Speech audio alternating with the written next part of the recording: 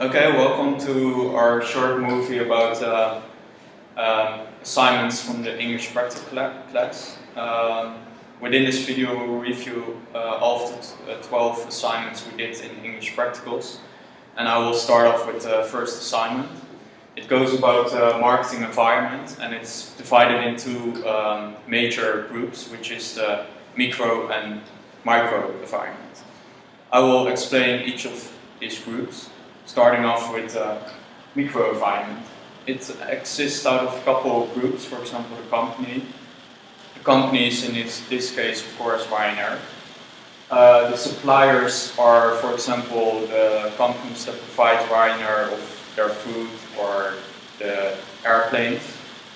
The marketing intermediaries are groups or companies that provide a company as Ryanair for giving them more sales. But in case of Ryanair, they don't really use marketing intermediaries because, for example, they don't have travel agencies. They just use their own website to sell their tickets. Then there are the competitors. The competitors are, in this case, for example, British Airways or KLM. But in case of Ryanair, they base themselves more on low pricing air flights, so then EasyJet or Wizz Air would be better competitors that are more offering the same kind of products as Ryanair. And at last are the public customers that are basically the customers of Ryanair that buy the tickets or buy their flights. Then moving on to the micro environment, that are more major environments or variables that affect Ryanair as a company. For example, demographic environment, that are the customers, their age, location, etc. Then you have the economic environment, that is, for example, here in the Netherlands, the economic of the Netherlands affects the sales of Ryanair. When it's going good with the economy in the Netherlands, people have more money, so they will buy more tickets.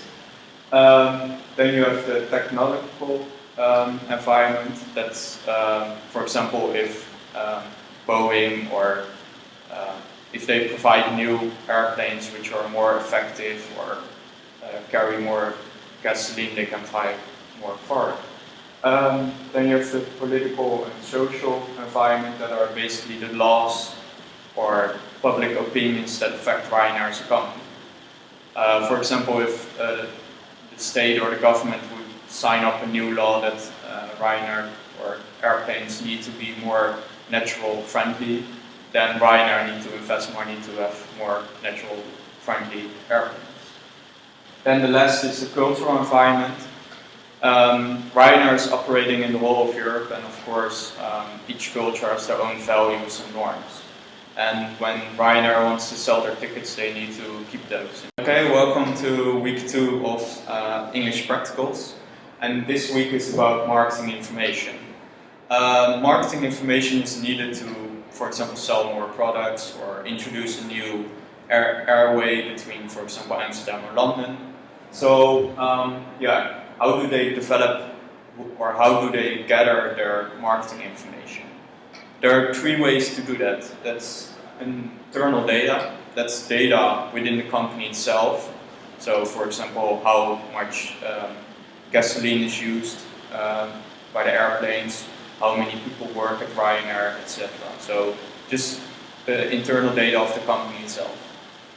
Then there's marketing intelligence. That's people within the company that gather information about, for example, their competitors.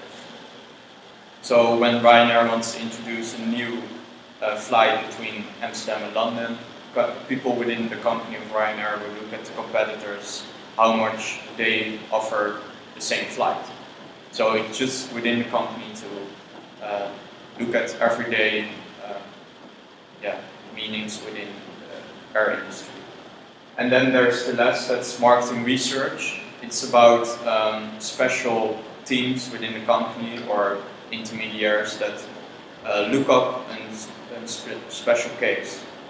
So to come back to the example again, when Ryanair is not sure about their internal data or marketing intelligence, they can hire an external company to conduct a marketing research to investigate it to depth. So how much does their competitors cost the flight, or is inefficient, etc. Welcome to week 3 of the English practical assignments, and it's about consumer behavior. Consumer behavior is the behavior of consumers to buy a product. Well, the first 3 market stimuli are price, product and promotion. These are the main factors that influence consumers' behavior. For example, if the price of the flight is really high or really low, they intend to buy it faster or not. Then there are other factors which are more complex or less necessary for the consumers to buy a product, but they're still there. That are, for example, the culture.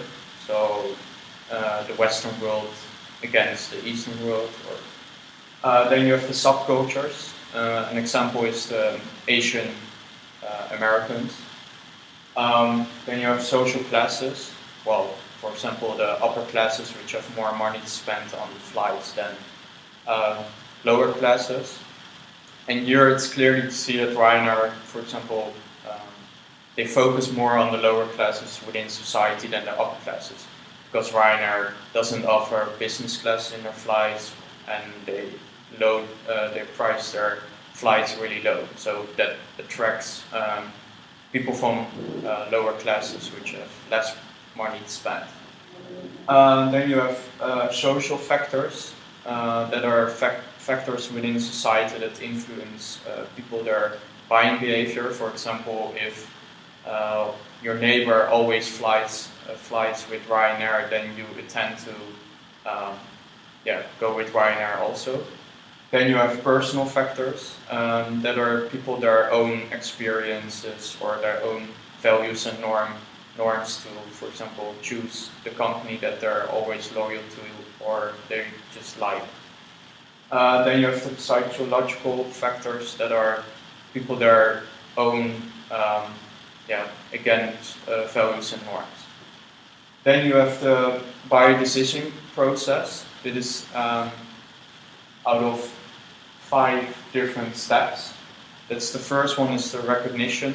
That is like basically, for example, when you recognize that you are hungry. So that's the recognition you're hungry, so you're going to look for some food. Then you have the information search. When you're hungry, you're going to look for, when you walk on the street, you look at the ads which say, okay, you want to have a nice meal, come here. Then you evaluate the alternatives. That's basically you compare different ads or the different restaurants against each other in price, promotion or product. Then you finally, or before the last step, you do the first decision, which is basically you decide which restaurant you will go to or where you will buy your food. Then after you bought your product, you do the post-purchase behavior, which is, for example, if you decide to go to a restaurant for 10 euros and you had a nice meal, then you evaluate, okay, the price was low and the meal was good, so I will probably return there. Okay, welcome to week 4 of English Practicals, and this week is about marketing segmentation. Companies try to divide a big group of heteronomous people into market segments. They do this by 4 different variables, which are geographic, demographic, psychographic and behavioral. I will explain them each shortly and relate them to Ryanair. Okay, the first one is geographic. It means a company wants to try to market or segmentate their market into locations. So, for example, Ryanair only operates in Europe, so they don't operate in the rest of the world. Demographic is they divide firstly, of course, which location, and then they divide the people within there, for example, by age or interest or income. And in the example of Ryanair clearly focus on people with low income or people that don't want to spend a lot of money on flights. Then there's psychographic. That means the value and norms of the customers. So when people want to fly green airlines, Ryanair probably doesn't fit the picture for them. Then you have behavioral segmentation. That means the behavior of a consumer, how they buy their product. Welcome to week 5 of English Practicals. Within this week we'll explain products. These are divided in 5 different categories. I will explain them each shortly. The first one is convenient products. These are products that are bought day to day, for example meat or vegetables that you use every day to cook your dinner. Then there are shopping products. These are products that consumer don't buy every day, but they use like a limited amount of comparison between products. For example, your clothes. You don't buy them every day, but when you buy them, you shortly look at the different prices. Then you have specialty products. These are products that you buy once or 2 times, or not a lot of times in a year. An example here is Ryanair. You don't fly with Ryanair each day, but when you go for holidays, it's like 1 time a year.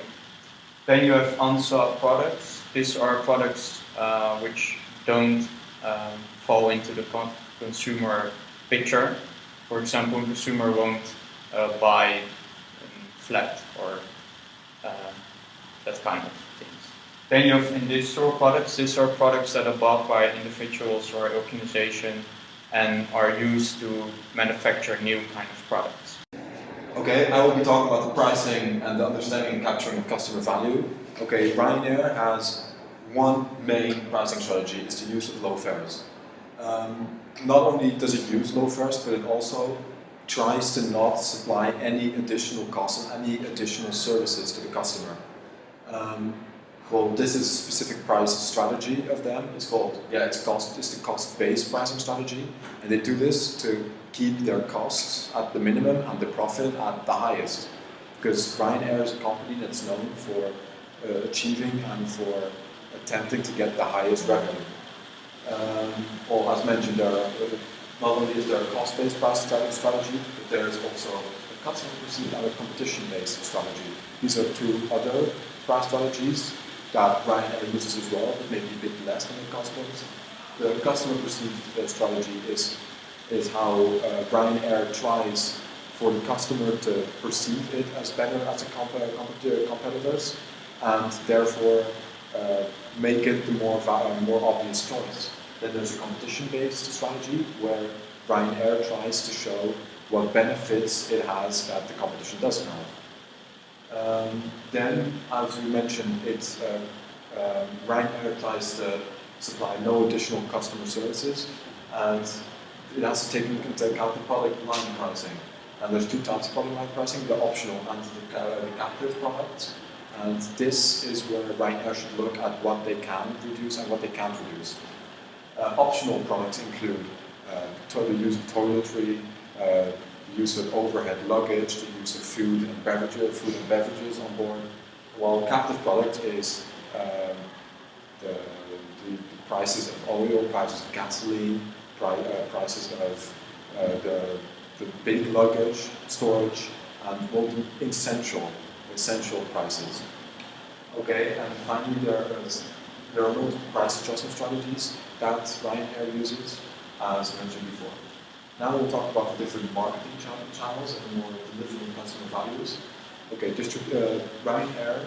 Okay, first of all, distribution channels. Distribution channels are intermediaries that companies use to advertise or to promote their product and their line of products to their customer. Ryanair does not use these for multiple reasons. It tries to spend the least amount of money on promotional spending as possible, because, as mentioned before, it tries to spend the least of money on extra cost. It tries to only spend the essential prices. That's why, with not having to spend on distribution channels, that creates 50% of Ryanair's final revenue. And finally, the extra charges that Ryanair applies are to come up to be extra. They charge extra for toiletry, they charge extra for food and beverages, they charge extra when people cancel their tickets, so it's not them who suffer, but it's the extra customers. And finally, mainly Ryanair is known to charge extra for everything. They charge extra for, as mentioned before, the different facilities on the plane.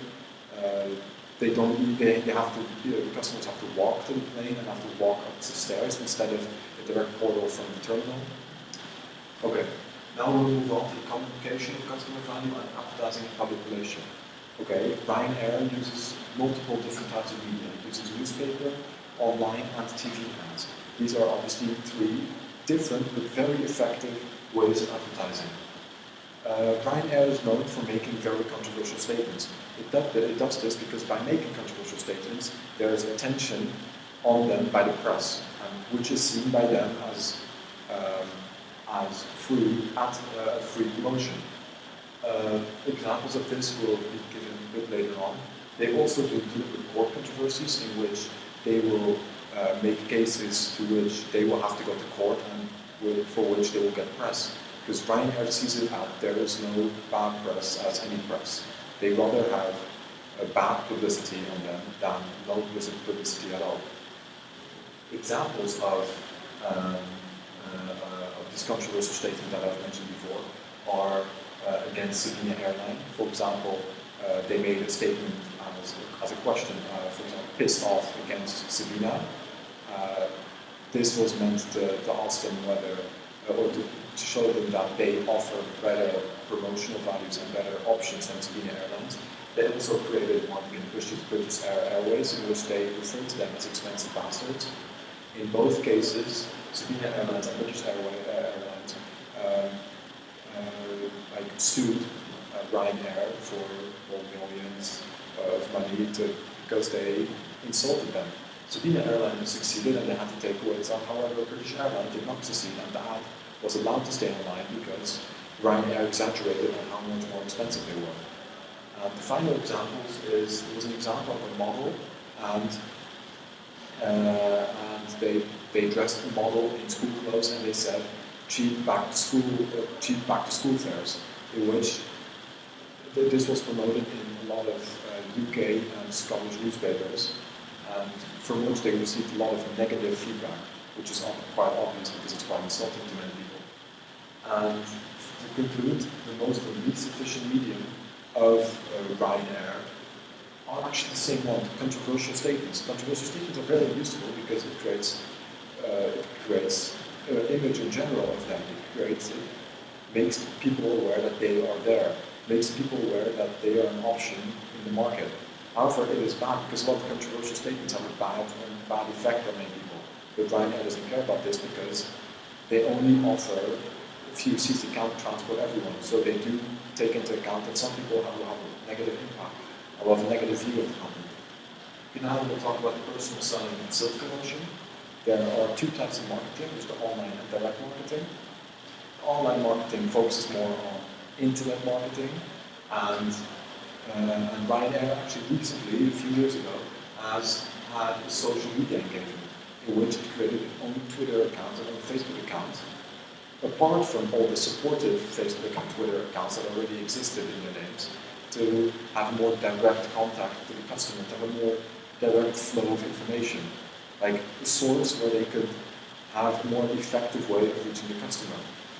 Then there was direct marketing, in which they used newsletters for people, for example, to sign up for them, people suggesting them to other people, or just because people visited their website and left their email for an extra newsletter, or finally for people who visited or used their services previously and they will send newsletters to promote the different discount opportunities.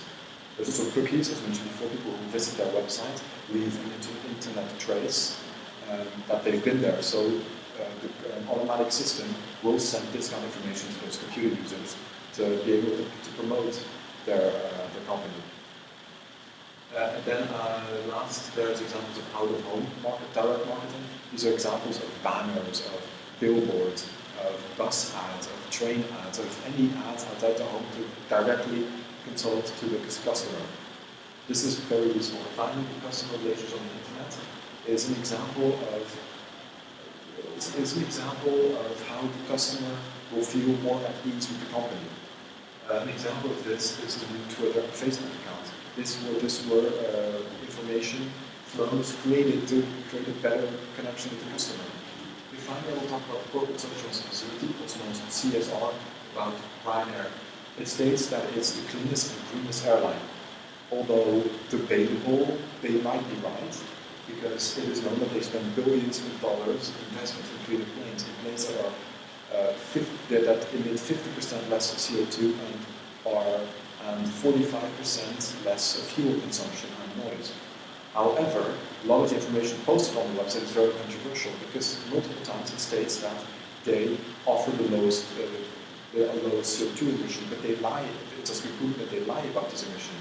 And however, finally, we see that the official corporate social responsibility calculations don't only based on the environmental friendly aspect, also looks at the labor conditions, the work conditions, and the different aspects of the workplace. And for very long, these are very poor for Ryanair. Therefore, Ryanair has been ranked one of the lowest companies, or very low companies for corporate social responsibility. It's because they are solely motivated by profit and not actually by the environmental aspects or the cultural aspects that affect the company itself. That is why Ryanair is a well-known company. It's very profitable. It's a fantastic idea, but the company itself does not take a corporate social responsibility into account.